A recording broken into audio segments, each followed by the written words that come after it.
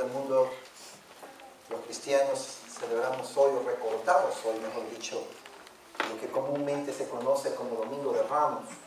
Y los niños pueden salir, si en esta hora, niños entre 4 y 7 años pueden salir.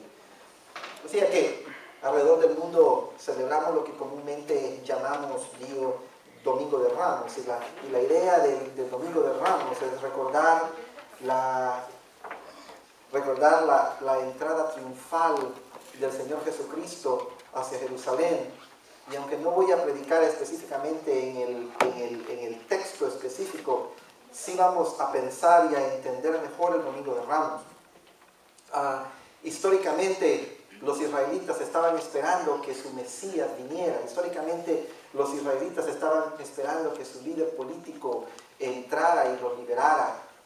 Y cuando Jesucristo entra, ustedes quizás recuerdan la historia, la multitud sale y dice que les ponen palmas de ramo en el suelo y que tiran sus túnicas en el suelo, y otros ponen sus túnicas sobre el burrito en el cual Jesús está montando. El hecho que Jesús haya entrado en un burro significa exactamente que Él estaba identificándose a sí mismo como Rey Mesías de Israel. Si usted estudia el Antiguo Testamento, usted va a encontrar que los reyes entraban y cabalgaban en burritos. Los romanos, los griegos y las otras culturas andaban en caballos, regularmente blancos, pero en el pueblo de Israel entrar montado en un burro era símbolo de reinado. Y Jesucristo está entrando a Jerusalén precisamente con esa actitud. De hecho, Juan nos relata que cuando los fariseos llegan y le dicen, calla a estos hombres, porque la gente grita Hosana, que significa salva ahora. Bendito el que viene en el nombre del Señor. Y luego, bendito el reino de David. La multitud de los fariseos se ponen preocupados, y de los líderes religiosos, porque temen que los romanos escuchen esto, y ellos entendían que la entrada era como rey y que eso iba a traer dificultades políticas y militares con los romanos. Pero Jesús le dice, si estos callan, las piedras van a hablar. ¿Por qué eso se daba? Pues tenía que darse porque era profecía, tenía que cumplirse en ese mismo momento, tenía que cumplirse en ese mismo instante. Y Jesucristo entra como Mesías, y la multitud lo está recibiendo como tal, como Mesías. Pero lo importante es entender que la palabra Mesías significa Salvador, Rey Salvador, y el ungido de Dios. Y los israelitas que están recibiendo a Jesús de esa manera son precisamente los de Galilea, no los de Judea. Y cuando lo están recibiendo, ellos están ya pensando, nuestra salvación está cerca. Este hombre tiene el poder para resucitar muertos, porque Juan nos pone la entrada triunfal justamente después de la resurrección de Lázaro. Y entonces ellos han visto tales milagros de Jesucristo, que es un hombre que tiene tanto poder, que ellos dicen, los romanos no van a poder contra él cuando vengan. Él va a ser como Moisés, va a tocar y va a abrir en vez del mar la tierra, y se van a morir, y nosotros vamos a ser renovados en el reinado. Esa es la mentalidad que ellos tenían. Pero Jesucristo está entrando a Jerusalén con una mentalidad diferente. Jesucristo tiene en mente más bien las palabras de Isaías cuando dice que como cordero fue llevado al matadero. Jesucristo tiene en mente probablemente las palabras de su primo, Juan el Bautista, quien apenas unos 3 años quizás y meses antes había presentado a Jesús como aquí el Cordero de Dios que quita el pecado del mundo. Y Jesucristo está entrando como Mesías, pero como el Mesías sufriente, porque ustedes entienden que la venida de Jesucristo se da en 2 partes. La primera parte es la venida a tratar con el pecado de la humanidad, y Hebreos nos dice que viene otra vez para levantar a su iglesia, esta vez sin relación al pecado. Y en su primera venida Jesucristo está entrando para tratar con el pecado de la humanidad. Es que usted sabe que el hombre y todo lo que existe fue creado por Dios. Génesis nos cuenta que todo fue creado por Dios. Y fue creado a la perfección. Al punto que cuando Dios crea al hombre, no solamente dice que Dios vio que era bueno,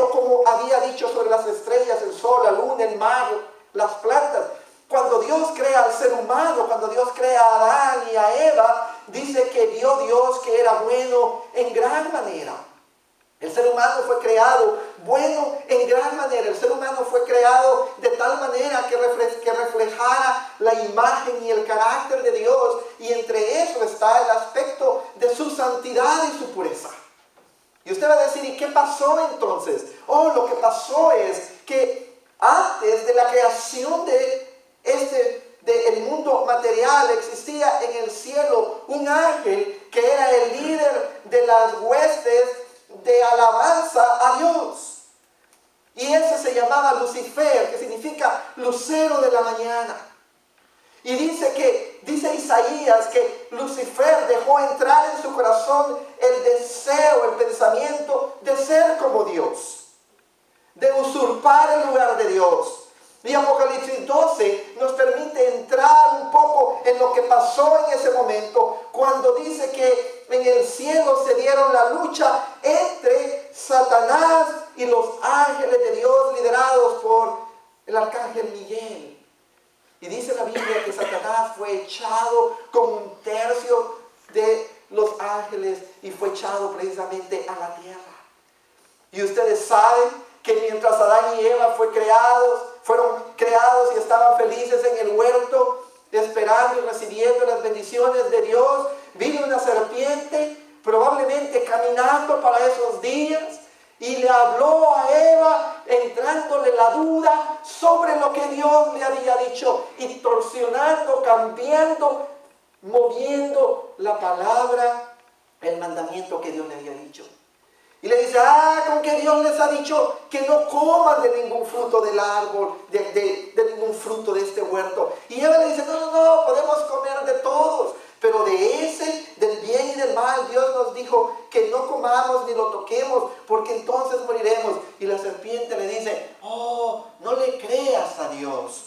Dios no sabe lo que está diciendo. Bueno, sí sabe, pero Él lo que quiere es que ustedes no sean como Él. Miren ustedes, el mismo sentimiento de Lucifer en el principio lo está transmitiendo al ser humano.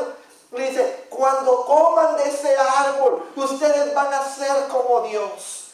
Y Eva dice que vio el árbol y vio que era agradable a los ojos y bueno para comer.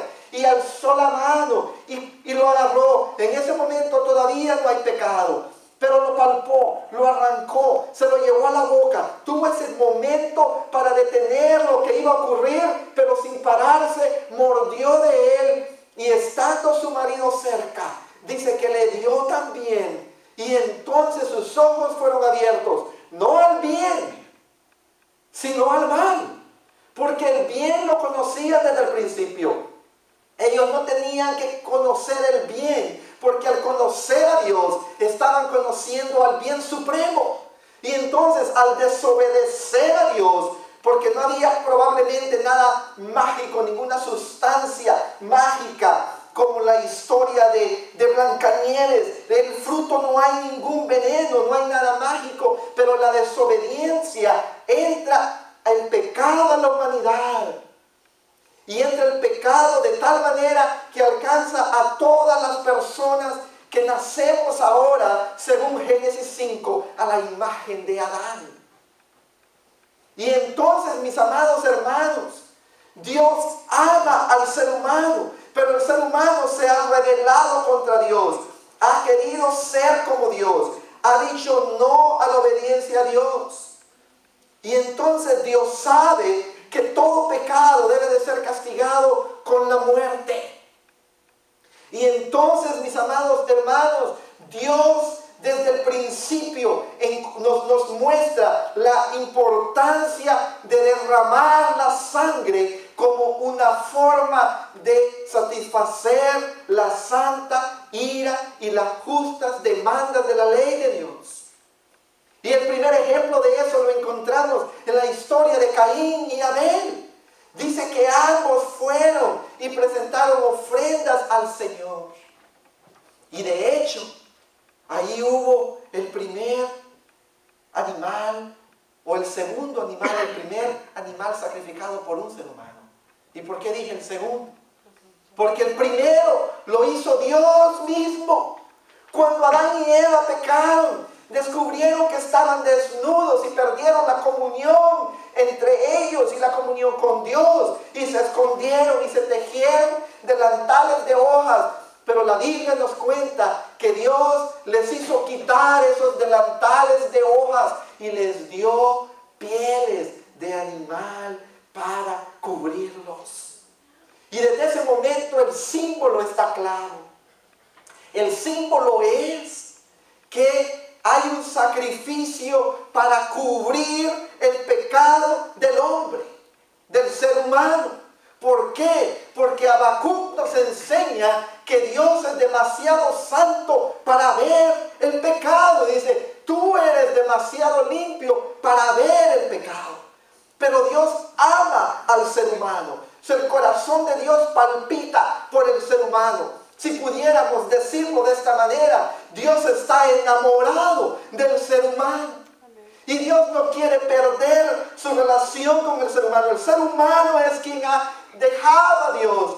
Y Dios sabe que tiene que haber una muerte, un sacrificio, porque en la paga del pecado es muerte, irremediablemente. Muerte espiritual, como Adán experimentó en Génesis 3, que fue sacado del Edén, y muerte física, como la experimentó el mismo Adán en Génesis 5:5, cuando dice, y Adán fue de 900 y tantos años y murió. Y entonces Dios crea un sistema que se llama de sustitución. Y el sistema de sustitución gira alrededor del cordero. Y por eso es que el uso del cordero fue instituido por Dios. Abraham mismo, cuando iba caminando hacia el monte para supuestamente sacrificar a su hijo Isaac, Isaac le dice, tenemos la leña, tenemos el fuego, y el cordero, ¿dónde está? Significa que era costumbre sacrificar corderos. Y luego, más adelante, cuando Dios por fin instituye la ley al pueblo de Israel, Dios no quiere destruir a la humanidad, Dios no quiere destruir a su pueblo, e instituye una ceremonia para corderos. Todo el ser humano tenía que presentar corderos para sacrificarlos en un altar y decirle, Señor, yo soy pecador, pero como tú me amas, tú no quieres que sea yo el muerto, y en vez de mí presento este cordero con las características siguientes: perfecto, de 1 año, macho, primogénito. Y lo presento aquí, Señor, para que este cordero me sustituya delante de ti. Y al punto pues que los corderos se sacrificaban. Yo soy de los que creo que si hubiera estado en Israel, el negocio en que yo hubiera estado hubiera sido en la cría de corderos. Ahí estaba el dinero. Hoy en día están los deportes. La gente se vuelve loca por eso. Pero en este tiempo estaba en el cordero. Miren ustedes, y no vayan ahí, no está en pantalla, solo escúchenme. Dice la palabra en Éxodo 29, 38 y 39, que se quemaba, que se presentaba un cordero continuamente, cada mañana y cada tarde. Llegaba la mañana, que tenía que hacer el sacerdote, sacrificar un cordero. Llegaba la tarde, que tenía que hacer el sacerdote, sacrificar otro cordero. ¿Por qué? Por los pecados del pueblo. Y luego llegaba el sábado, el día de reposo de los israelitas, y el sacrificio era doble. Así nos dice Números 28:9, dice que el sacrificio era doble. Cada sábado ofrecerás 2 corderos de 1 año y sin defecto, junto con una libación y una ofrenda de 4,5 kilos de flor de harina. Era doble. Y luego, el primer día de cada mes, ¿qué día es hoy? 1 de abril. Hoy es 1 de abril, el primer día del mes. ¿Qué hubiéramos hecho si estuviéramos en Israel? Sacrificar un cordero. Miren ustedes, versículo 11, cada primer día del mes presentarás como tu holocausto al Señor 2 novillos, un carnero, y escuchen esto, y 7 corderos de 1 año y sin defecto. Pero se celebraba la Pascua. La Pascua era cuando celebraban que Israel había sido sacado de Egipto, de la esclavitud de Egipto. Y adivinen qué hacían en la Pascua. ¿A qué no adivinan? Sacrificaban corderos. 28:16 dice la palabra.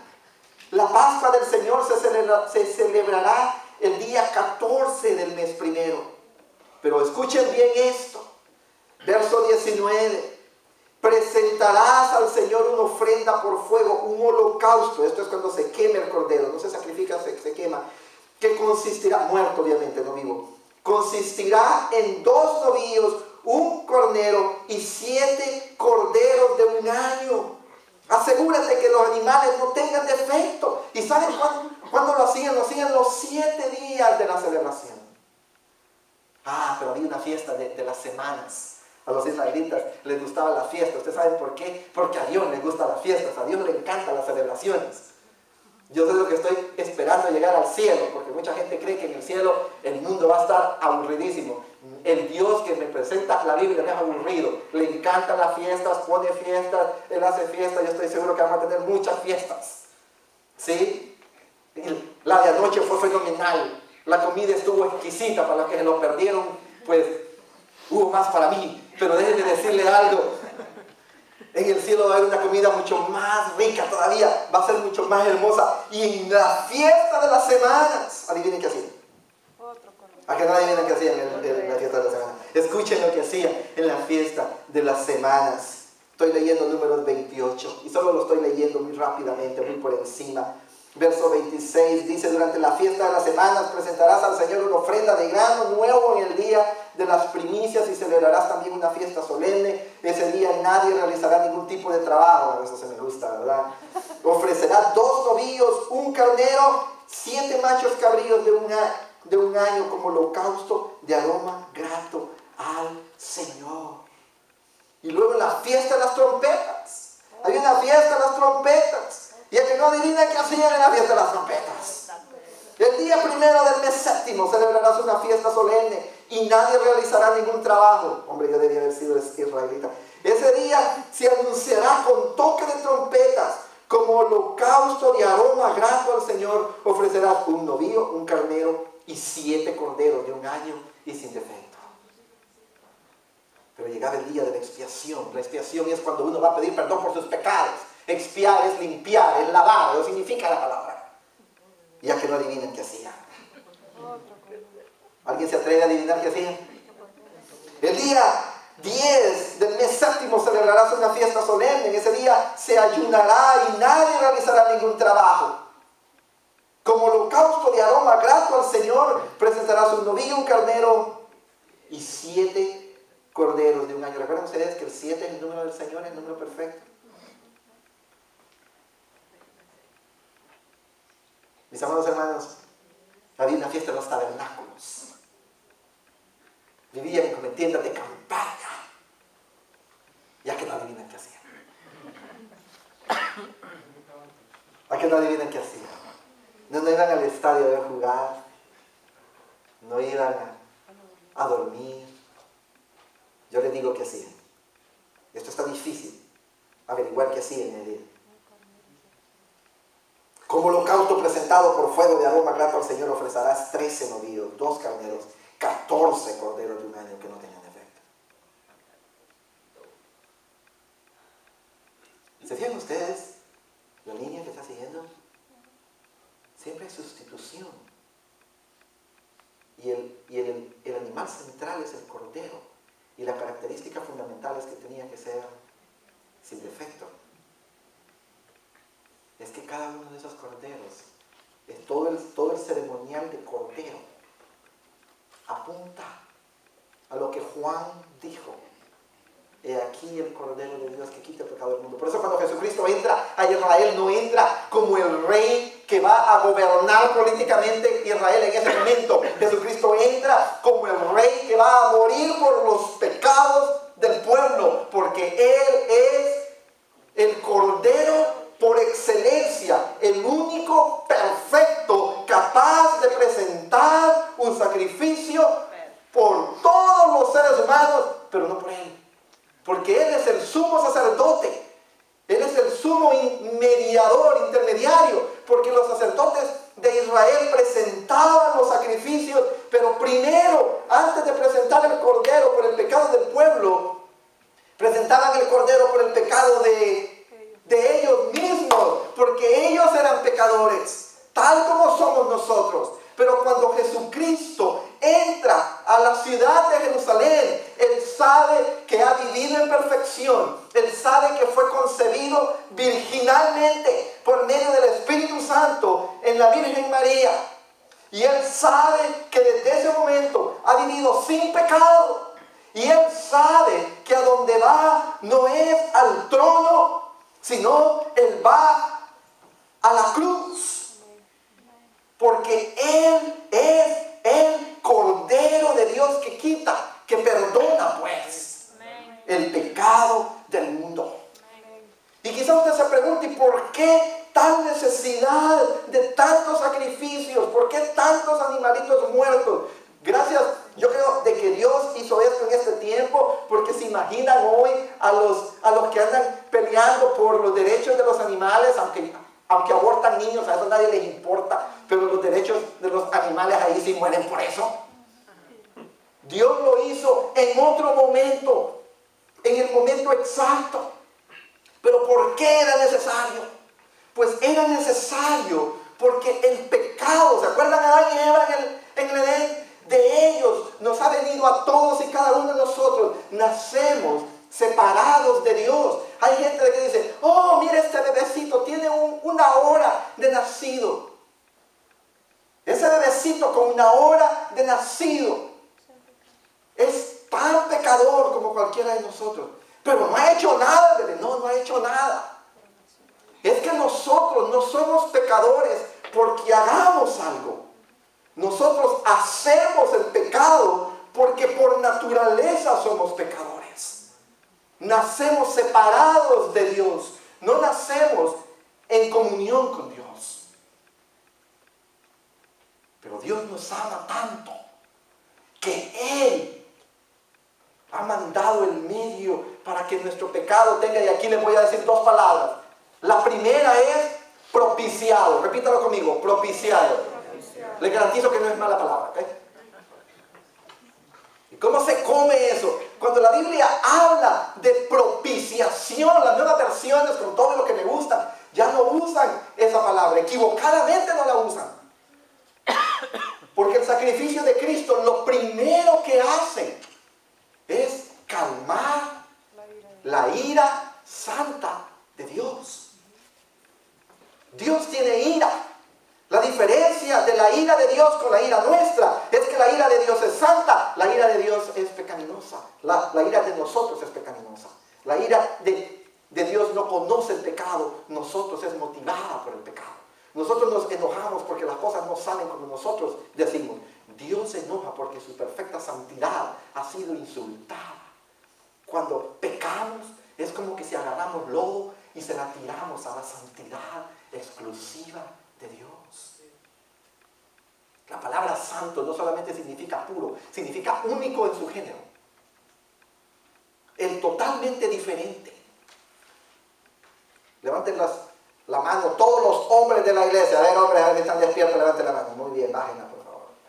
Se fijan, nosotros somos un género, somos el género masculino. A ver, hermanitas, levanten su mano. Todas las mujeres de la iglesia, lleguen en alto. Ok, ustedes son un género, el género femenino.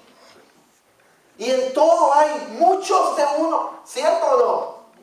Hay muchos perritos, hay muchos gatitos, hay muchos de todo. Pero no hay Dios fuera de nuestro Dios. Él es único, es exclusivo. Entonces, Él en su santidad mira el pecado y su ira está sobre nosotros. Y sobre cada persona que nace. Y sobre aquellos que no creen, también. Puede ser que yo crea que China no exista. Y eso no cambia la realidad. ¿Me explico? Puede ser que yo diga, la ley de la gravedad no existe. Me subo a mi edificio y me tiro sin paracaídas. Al final de cuentas voy a descubrir que sí existía la ley de la gravedad. Hay muchos que dicen Dios no existe. Desgraciadamente, cuando se den cuenta que sí, ya no va a haber tiempo de regresar. A propósito, ¿ustedes saben que en los Estados Unidos se celebra hoy el Día de los Tontos? Hoy es el Día de los Tontos en los Estados Unidos. O sea que todos los ateos celebran hoy ese día. Si conoce uno, felicítelo. Déjenme decirles algo. El pecado debe ser propiciado, pero el pecado también debe ser expiado. A ver, díganlo conmigo, expiado. Esa tampoco es mala palabra, se lo garantizo.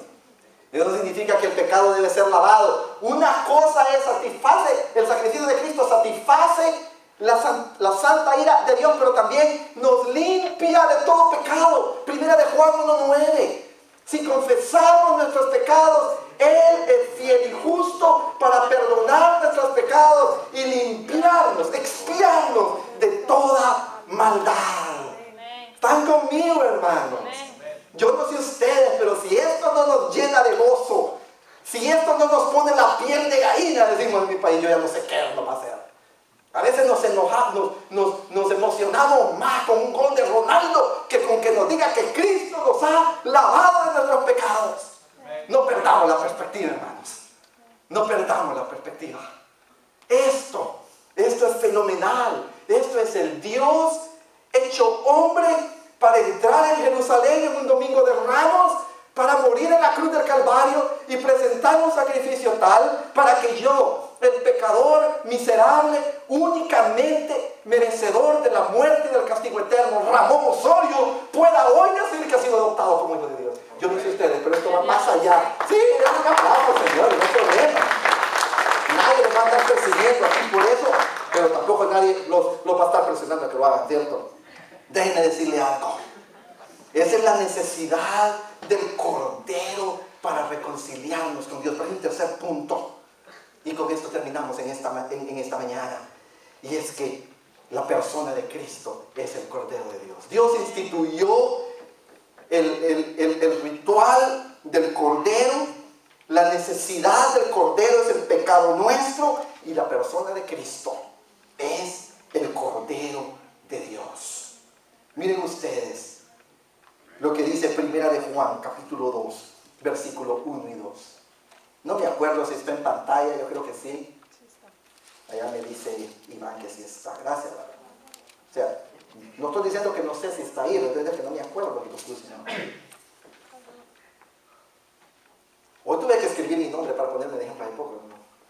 Dice la Biblia, mis queridos hijos, les escribo estas cosas para que no pequen. ¿Cuántos aceptan el reto? Ahí me cuentan, yo no.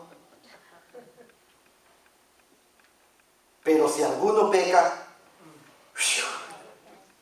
qué salvada, ¿verdad? Tenemos ante el Padre un intercesor, a Jesucristo, el justo. Él es el sacrificio por el perdón de nuestros pecados. Ahí debe ser, Él es la propiciación. ¿Entienden ustedes? Satisfacer la santa ira de Dios. Y no solo por los nuestros, sino por los de todo el mundo. Y Primera de Pedro, capítulo 1, versículo 18. Dice las Sagradas Escrituras. No, Primera de Pedro está atrás.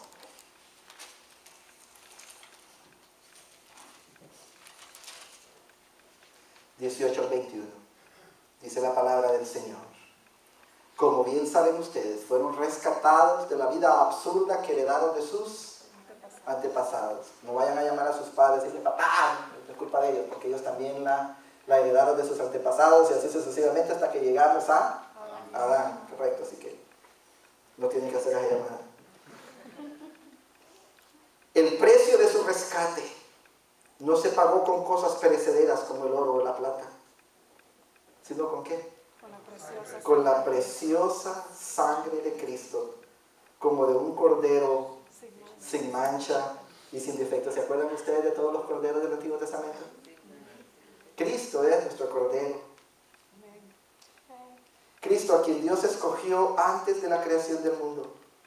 O sea que para Dios el pecado no fue una sorpresa, ni Cristo fue el plan B. Fue su plan todo el tiempo. se ha manifestado en estos últimos tiempos en beneficio de ustedes. Por medio de Él ustedes creen en Dios que lo resucitó y glorificó. De esto vamos a hablar el otro domingo, día de resurrección. Vénganse felices y contentos como siempre. De modo que su fe y su esperanza están puestos en Dios. Hay dos cosas fundamentales que necesitamos aprender. Primero es que Dios provee su cordero. Porque por muy perfecto que podamos traer nosotros un cordero delante de Dios para pagar por nuestros pecados, es insuficiente. Dios tuvo que darnos su cordero. Por eso es que Juan dice aquí el cordero de Dios que quita el pecado del mundo. Y efectivamente lo quita. No que desaparece de la humanidad, porque todos vamos a salir por esas puertas y vamos a ver el pecado a nuestro alrededor. Pero lo perdona. Y recuerdan ustedes que les dije que la venida del Mesías tenía dos partes. En la primera vino con relación al pecado, la segunda es sin relación al pecado, para establecer un reino eterno donde el pecado no existirá más. ¿Con qué tres cosas los quiero mandar a la casa en esta mañana entonces? La primera de ellas es que necesitamos entender la realidad y el efecto del pecado. Hay muchas personas hoy en día, incluso gente que va a iglesias, que le dicen que el pecado no existe, que no son pecadores. Hoy en día si usted va donde un psicólogo, probablemente el psicólogo nunca le va a hablar de pecado. El psicólogo le va a hablar de cómo lo criaron los padres, le va a hablar de condicionamiento ambiental, le va a hablar de vacío existencial. Pero la Biblia habla de pecado. La Biblia habla de pecado. Ustedes saben que yo tuve más luchas en la universidad en Honduras cuando estuve allá con mis maestros de psicología que con mis maestros de filosofía. Porque es esencial, si usted asume que la psicología es correcta, es decir, que el hombre es naturalmente bueno, entonces toda la Biblia no tiene ningún valor. Y es un aspecto de premisa. Entendemos lo que la Biblia dice, que el hombre es naturalmente pecador. Y necesitamos entender esa realidad. No es muy popular, quizá muchos de ustedes digan, yo no vine un domingo para que el pastor me diga que soy pecador. Déjenme decirle algo, no soy yo. La Biblia dice, por cuanto todos pecaron, están destituidos de la gloria de Dios. En segundo lugar, yo quiero que entendamos que todos los corderos que han sido sacrificados en toda su vida, pero especialmente Cristo fue sacrificado, porque es imposible para el ser humano limpiar su propio pecado. Hay muchas personas hoy en día que están luchando día tras día para limpiar su propio pecado, para conseguir el perdón de Dios. Hacen buenas obras. Y hacen más buenas obras. Y el problema es que hacer buenas obras no ayuda, porque la Biblia dice en Isaías que las buenas obras del ser humano son como trapos de inmundicia delante de Dios. Porque qué buenas obras pueden salir de unas manos que están llenas de pecado.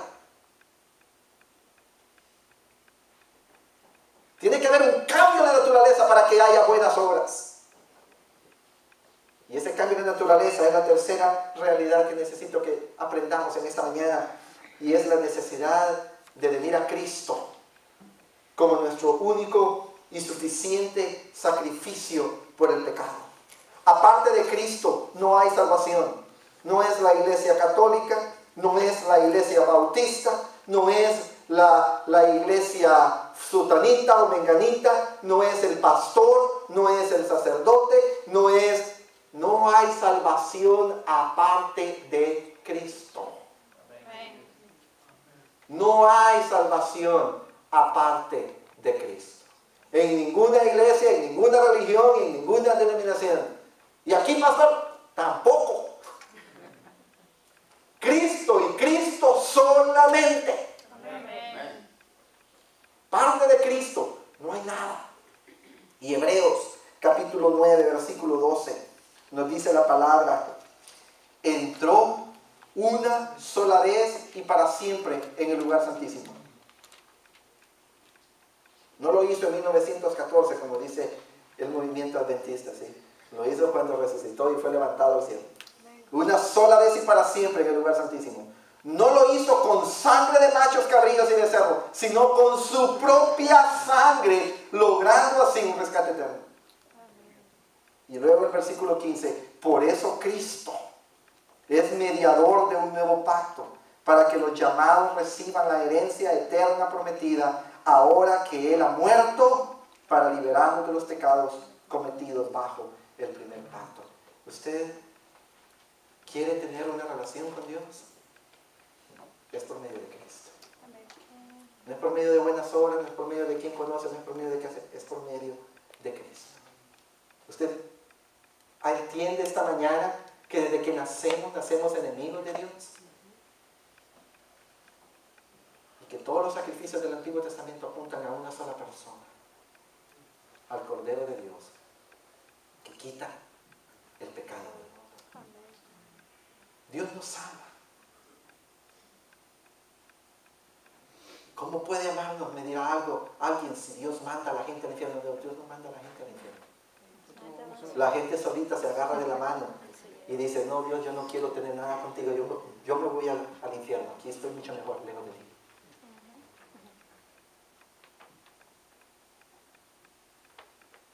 Dios nos ama cuando nos ha dado a Cristo Jesús, el único. En esta mañana quisiéramos recordar la sangre y el cuerpo que Cristo derramó en la cruz del Calvario. Vamos a tomar lo que se llama Santa Cena. La Santa Cena es un recordatorio. Jesucristo, antes de la Pascua, dice que antes de la Pascua Jesús tomó los elementos. Antes de ir a Getsemaní, tomó los elementos y se los dio a sus discípulos. Y cuando le dio el pan, le dijo, este es mi cuerpo. Y cuando le dio la sangre, el vino, le dijo, este es mi sangre. Obviamente no era literal, porque Él está vivo en ese momento, ¿sí? Es un aspecto simbólico. Cristo mismo lo hizo simbólicamente. Y eso es un recordatorio. Y eso es lo que vamos a hacer. Usted va a decir, ¿y quién puede tomar la Santa Cena? Déjeme decirle algo. Si usted ha tenido un encuentro personal con Jesucristo como su Salvador personal, como usted ha entregado su vida, usted le ha pedido perdón por sus pecados, y usted ha sido bautizado de adulto por inmersión en el agua, no de bebé, de adulto. Usted decidió ser bautizado, no decidieron por usted, usted dijo que va a ser bautizado, como Jesucristo se bautizó a los 30 años. Entonces, y usted está en buen caminar con en una iglesia local, usted está invitado a tomar los elementos.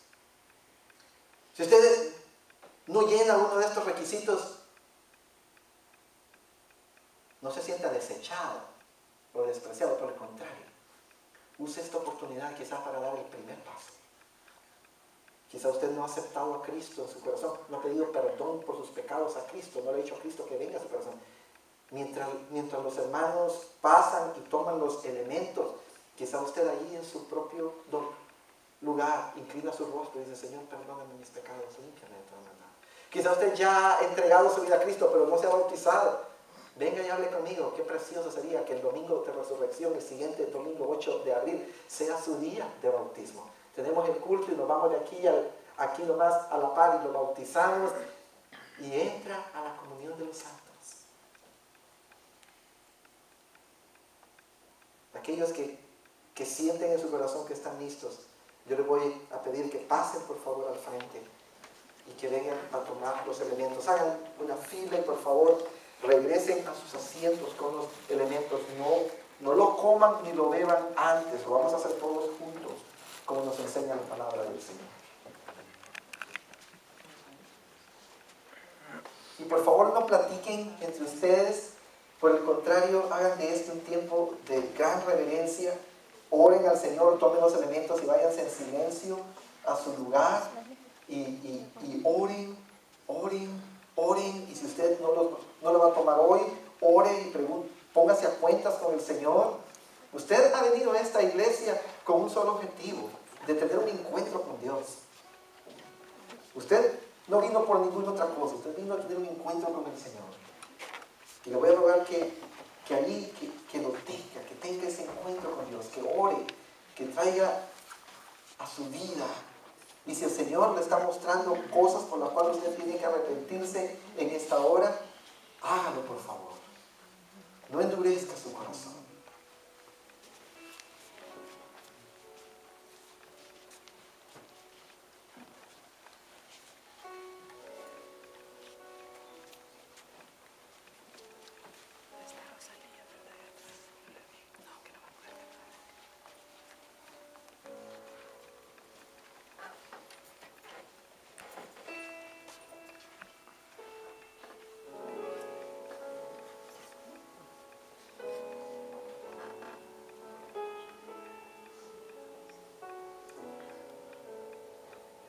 Mientras nos preparamos para comer los alimentos, los elementos de la Santa Cena, no solamente recordamos la muerte de Cristo, también recordamos su resurrección y su venida.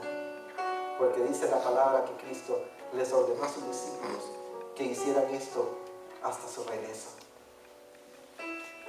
Señor, gracias te damos por el cuerpo y la sangre que entregaste en la cruz del Calvario para que nosotros pudiéramos tener vida eterna. Gracias porque tú eres el pan que satisface.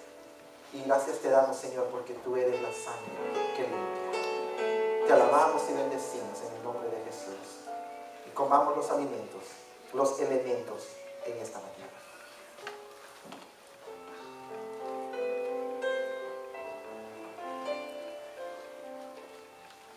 Señor, te damos gracias por tus bendiciones. Y te damos gracias, Señor, por lo que tú has hecho por nosotros en la cruz del Calvario. Tomamos en esta mañana la Santa Cena, agradeciéndote que tú eres el Cordero de Dios que quita el pecado del mundo. En el nombre de Jesucristo, en el nombre de Jesucristo damos.